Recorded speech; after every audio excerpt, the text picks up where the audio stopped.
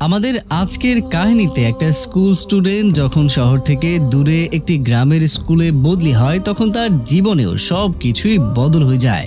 তবে আজকের কাহিনীটি কোন দিকে আগাবে তা কিন্তু আপনি চাইলেও বুঝতে পারবেন না, কারণ মুভির ক্লাইম্যাক্স আপনাদের চিন্তা শক্তিকে নাড়িয়ে তুলবে। তাহলে চলুন কথা না বাড়িয়ে শুরু করা যাক টুইস্টে ভরপুর আমাদের আজকের দুর্দান্ত এই মুভির এক্সপ্লেনেশন।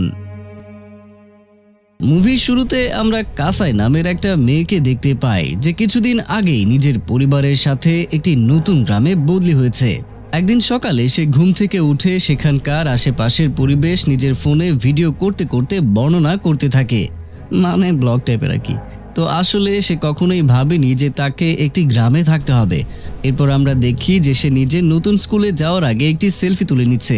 তারপর যখন সে স্কুলে প্রথমবারের মতো প্রবেশ করে তখন সে নিজের কাছে প্রতিজ্ঞা করে, আমি নিয়মনিষ্ঠ, বিনম্র আর সামাজিক শিক্ষার্থী হিসেবে নিজেকে গড়ে তুলব। সেই স্কুলেই আমরা ওডাগিরি নামের একটা মেয়েকে দেখতে পাই, যাকে টিচার নিজের অফিস রুমে ডেকে নেয়, কারণ সে চাচ্ছিল ওডাগিরি যাতে কাসাইকে স্কুলটা ঘুরিয়ে দেখায়। আসলে ওডাগিরিও কিছুদিন আগেই শহর থেকে এখানে এসেছে। টিচারের রুমে যেতেই ওডাগিরি কাসাইকে টিচারের সাথে কথা বলতে দেখে। টিচার ওডাগিরিকে কাসাইয়ের সাহায্য করতে বলে যাতে কাসাই অতি দ্রুত স্কুলের পরিবেশের সাথে খাপ খাইয়ে নিতে পারে। তারপর কাসাই ক্লাসে যাওয়ার সময় নিজের আশেপাশে রেকর্ডিং শুরু করে দেয় এবং ভুলবশত ওডাগিরিকেও ক্যামেরায় রেকর্ড করে ফেলে। এতে ওডাগিরি তাকে দ্বিতীয়বার আর এমনটা করতে না বলে সেখান থেকে চলে যায়। এরপর ক্লাসে গিয়ে কাসাই সব স্টুডেন্টদের সাথে অতি বিনয়ের সাথে নিজের পরিচয় দেয় আর নিজের জায়গায় গিয়ে বসে পড়ে। লাঞ্চ ব্রেকে আমরা কাসাইকে একাই বসে থাকতে দেখি, অথচ বাকি স্টুডেন্টরা নিজ নিজ গ্রুপের সাথে বসে গল্প গুজব করছিল। এটা দেখে কাসাই কোনো একটা গ্রুপে যুক্ত হয়ে বন্ধু বানানোর কথা ভাবে, কিন্তু সে এমনটা করার আগেই ক্লাসের জনপ্রিয় মেয়ে ইউরিয়া নিজের বন্ধুদের সাথে নিয়ে কাসাইয়ের সাথে গিয়ে গল্প করা শুরু করে দেয়। সবাই খুব মজা করছিল এবং একসাথে লাঞ্চ করার পরিকল্পনা করছিল।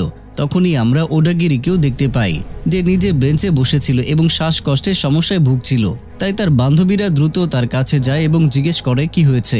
এখানে ওডাগিরি ভয়ে ভয়ে বলে, আমি কাসাইয়ের সাথে আগে একই স্কুলে পড়তাম আর জুনিয়র হাই স্কুলে কাসাই আর তার বন্ধুরা মিলে আমাকে বুলি করত। এই কথাগুলো যখন ক্লাসে উপস্থিত বাকি স্টুডেন্টরা জানতে পারে তখন তৎক্ষণাৎ কাসাইকে নিয়ে তাদের মনে নেতিবাচক প্রভাব পড়ে যায়। তারপর যখন ওডাগিরি ক্লাস থেকে বাইরে যায় তখন কাসাই তার পিছু নেয় আর তাকে বোঝানোর চেষ্টা করে। এখানে কাসাইয়ের মনে পড়ে যায় যে ওডাগিরি তার জুনিয়র হাই স্কুলের ক্লাসমেট কুমুরা। আসলে কাসাইয়ের বন্ধুরা যখন কুমুরাকে বুলি করত তখন সে সাহায্য করার পরিবর্তে দূরে দাঁড়িয়ে দাঁড়িয়ে সেটা দেখত।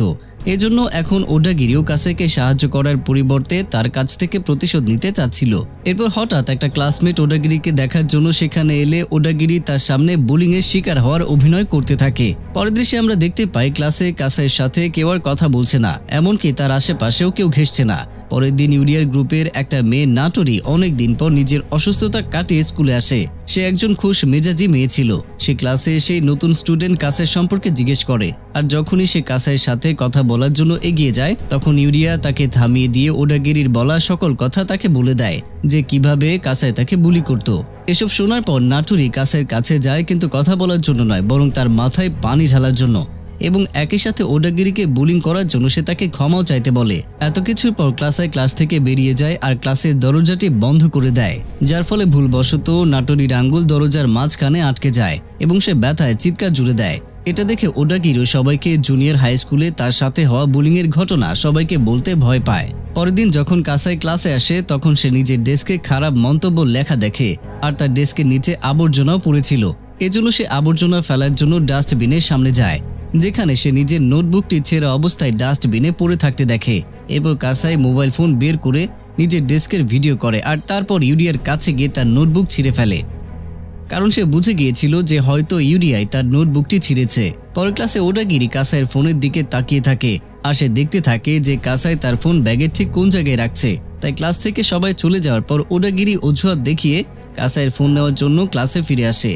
পরের দিন যখন কাসাই স্কুলে আসে তখন সে নাটোরি আর ইউরিয়ার কাছে সবকিছুর জন্য ক্ষমা চেয়ে নেয়, কিন্তু অবাক করা বিষয় এটা ছিল ইউরিয়া নিজের ফোন দিয়ে কাসাই রেকর্ড করা ভিডিও দেখায়, যে ভিডিওতে কাসাই তার নতুন স্কুল আর নতুন গ্রাম নিয়ে অভিযোগ করছিল। আসলে সেই ভিডিওটি ওডাগিরি কাসাইয়ের ফোন থেকে নিজের ফোনে নিয়ে নিয়েছিল। এরপর লাঞ্চ ব্রেকে যখন কাসাই একা একাই লাঞ্চ করছিল তখন সেখানে তার এক ক্লাসমেট এসে তাকে আসন্ন একটি প্রোগ্রামের আমন্ত্রণপত্র দিয়ে সেখান থেকে চলে যায়। এতে কাসাই তাকে থামিয়ে তার সাথে বন্ধুত্ব করার চেষ্টা করে কিন্তু পারে না, কারণ তখনই সেখানে ওডাগিরি চলে আসে আর কাসাইয়ের বন্ধুত্ব করার চেষ্টা দেখে তাকে নিয়ে মজা নিতে থাকে। পরের দৃশ্যে আমরা কাসাইকে ওয়াশরুমের মেঝেতে পড়ে থাকতে দেখি, যাকে দেখে এমন মনে হচ্ছিল যে তাকে আবারও ইউরিয়া আর তার গ্রুপ মিলে বুলি করেছে। তখনই সেখানে ওডাগিরি চলে আসে আর তাকে মেঝেতে পড়ে থাকতে দেখে হাসতে শুরু করে দেয়। আর এক পর্যায়ে তার আবারও শ্বাসকষ্টের সমস্যা শুরু হয়ে যায়। এজন্য সে দ্রুত গতিতে ওয়াশরুম থেকে বেরিয়ে যায়। আসলে কাসাইয়ের এমন পরিস্থিতি দেখে ওডাগিরির জুনিয়র হাই স্কুলে সেই দিনগুলির কথা মনে পড়ে যায় যখন তাকে বুলি করা হতো। এজন্য তার মানসিক পরিস্থিতি খারাপ হয়ে প্যানিক অ্যাটাক চলে আসে। তারপর আমরা দেখি স্টুডেন্টরা আসন্ন প্রোগ্রামের জন্য স্কুলকে সাজানো শুরু করেছে। ইউরিয়া আর তার গ্রুপ আঁকাআঁকির কাজ করছিল। সেখানে তাদের টিচার মিডোরি তাদেরকে নির্দেশনা দিচ্ছিল, কিন্তু যখনই তাদের টিচার ক্লাস থেকে বাইরে বের হয়ে যায় তখনই ইউরিয়া কাসাইয়ের কাছে গিয়ে তার মুখে একটি ব্রাশ দিয়ে রং করে দেয়, যার কারণে কাসাই ক্লাস থেকে দৌড়ে বাইরে বের হয়ে যেতে চায়। কিন্তু তখনই একটা ছেলে স্টুডেন্ট তাকে ধরে ফেলে। তবে কাসাই কোনো মতে নিজেকে ছাড়িয়ে সেখান থেকে চলে যায়। সে নিজের মুখ ধোয়ার জন্য ওয়াশরুমে যায় আর তখনই ওডাগিরিও সেখানে চলে আসে আর তাকে হুমকি দিয়ে বলে, খেলা তো সবে শুরু হলো। এরপর প্রোগ্রামের দিন চলে আসে যখন কাসাইকে কসপ্লে এর পোশাক পরতে বলা হয়। এরপর যখন সে পোশাকটি নিতে যায় তখন সে দেখে পোশাকের ভেতরটা কেঁচো দিয়ে ভরা, যা দেখে সে অনেক বেশি ভয় পেয়ে যায়।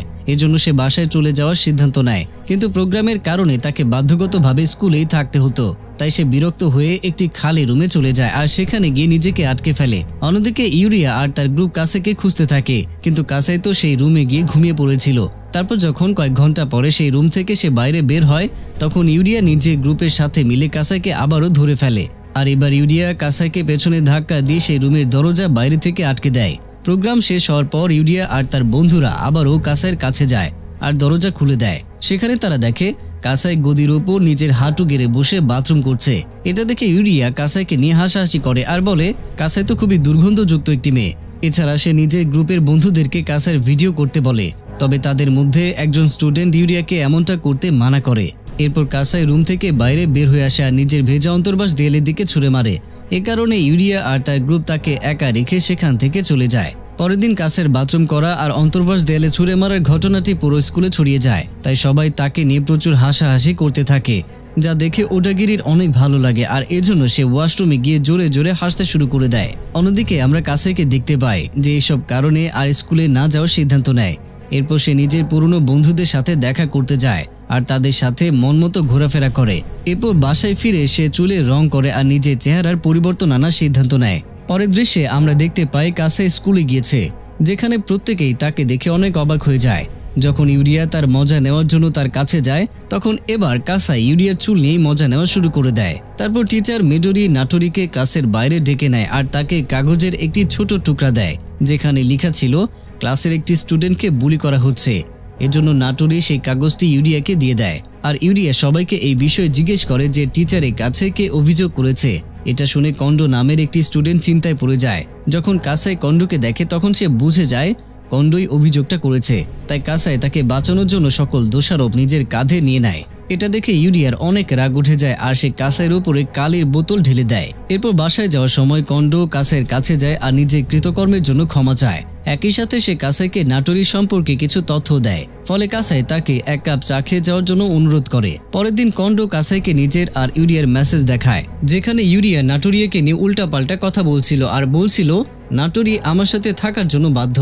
এরপর কাসাই কন্ডোকে ইউরিয়ার ফোন নষ্ট করে দিতে বলে, যাতে স্কুল শেষে সে মেসেজগুলো বদলে দিতে না পারে। তারপর কন্ডো নাটোরিকে কাসাইয়ের কাছে নিয়ে যায়, যেখানে কাসাই তাকে বলে ইউরিয়া তোমাকে পছন্দ করে না। তবে নাটোরি এই কথায় বিশ্বাস করে না, কিন্তু যখন কাসাই তাকে মেসেজগুলো দেখায় তখন সে বিশ্বাস করতে বাধ্য হয়। এসব দেখে নাটোরি ইউরিয়াকে কল করার চেষ্টা করে, কিন্তু ইউরিয়া কল ধরে না, কারণ কন্ডো আগেই ইউরিয়ার ফোন নষ্ট করে দিয়েছিল। এখানে নাটোরি অনেক হতাশ হয়ে যায় আর সেখান থেকে কাঁদতে কাঁদতে চলে যায়। তাই কাসাই কন্ডোকে নাটোরির পিছু নিয়ে তাকে থামাতে বলে। এদিকে ইউরিয়া যখন নিজের ফোন চালু করার চেষ্টা করতে থাকে তখন সে একটি চিৎকার শুনতে পায় আর নিচে গিয়ে নাটোরির দেহ রক্তমাখা অবস্থায় দেখতে পায়। পরের দৃশ্যে আমরা দেখতে পাই সব স্টুডেন্ট নিজেদের মধ্যে বলাবলি করছে শেষবারের মতো নাটোরিকে ইউরিয়ার সাথে দেখা গিয়েছিল।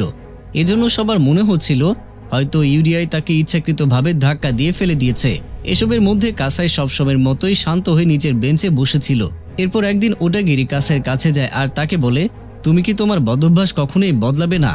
এটা বলে সে চিৎকার করতে থাকে আর কাসাইয়ের সামনে নিজের হাতের কবজি কাটার চেষ্টা করতে থাকে। ওডাগিরির এই বিষয়ে ধারণায় ছিল না যে তাকে রেকর্ড করা হচ্ছিল। এদিকে প্রিন্সিপাল টিচার মিডোরির কাছে ক্লাসে চলমান সমস্যাগুলো সম্পর্কে জিজ্ঞেস করে। এতে টিচার বলে, স্টুডেন্টরা তো দুষ্টুমি করে, কিন্তু আমি চাই যে আমার স্টুডেন্টরা নিজেরাই এসবের মোকাবেলা করুক। সেদিন রাতে কাসাই সেই ভিডিওটি দেখতে থাকে যেখানে ওডাগিরি নিজের কবজি কাটার চেষ্টা করছিল। সে ওই ভিডিওটি একটি ওয়েবসাইটে আপলোড করে দেয় আর একই সাথে পুরো স্কুল গ্রুপের সাথেও সেই রেকর্ডিংটি শেয়ার করে দেয়। পরের দিন ওডাগিরি ক্লাসে এলে সবাই তার দিকে বাঁকা চোখে তাকিয়ে থাকে, কারণ তারা সবাই তার ভিডিওটি দেখে ফেলেছিল। সেই ভিডিওটি দেখে ইউরিয়াও অবাক হয়ে যায় আর কাসাইয়ের কাছে গিয়ে জিজ্ঞেস করে, তুমি কি জুনিয়র হাই স্কুলে সত্যি ওডাগিরিকে বুলি করেছিলে? এরপর প্রত্যেককেই কাসাই বুলি করার জন্য ইউরিয়াকে দোষারোপ করা শুরু করে দেয়। এর কিছুক্ষণ পর ওডাগিরি কাসাইয়ের কাছে যায় আর তাকে সত্যি কথা বলতে বলে। এতে কাসাই বলে, মানুষের উচিত নিজের জীবনের উপরে নিজেরই নিয়ন্ত্রণ রাখা আর নিজের কর্মফলের জন্য অন্যদের দোষ না দেওয়া। এরপর মুভির শেষ দৃশ্যে কাসাই ক্লাসে যায় আর সবাইকে বলে, আসলে দোষী হলো তোমরা, কারণ তোমরা কেউই বুলিকারীদের বিরুদ্ধে প্রতিবাদ করনি, অথচ শুধু একজন স্টুডেন্টকেই বারবার বুলি করা হচ্ছিল। তবুও তোমরা প্রতিবাদ না করে শুধু তামাশা দেখেছিলে। কাসাই সবাইকে এটাও বলে, আমি কাউকে আর ক্ষমা করব না আর সবাই শীঘ্রই মারা যাবে। এটা বলে সে দ্রুতই সেখান থেকে চলে যায় আর আমরা দেখতে পাই হঠাৎ করে সব স্টুডেন্ট মেঝেতে পড়ে যাচ্ছে আর এর মধ্য দিয়ে ডিপ সাসপেন্স রেখেই মুভিটি এখানেই শেষ হয়ে যায়। তো প্রিয়জনেরা, কেমন ছিল আমাদের আজকের মুভির গল্পটি আর আমার এক্সপ্লেনেশন? যদি সেটা ভালো লেগে থাকে তাহলে অবশ্যই লাইক বাটনটিতে ক্লিক করে দিন আর পরবর্তীতে এমন সব ভিন্ন ধরনের কাহিনী উপভোগ করতে আমাদের চ্যানেলটিকে সাবস্ক্রাইব করে পাশে থাকা বেল আইকনে ক্লিক করে দিন। দেখা হচ্ছে পরের ভিডিওতে। ততক্ষণ পর্যন্ত সবাই ভালো থাকুন, সুস্থ থাকুন আর অবশ্যই আমাকে মনে রাখুন।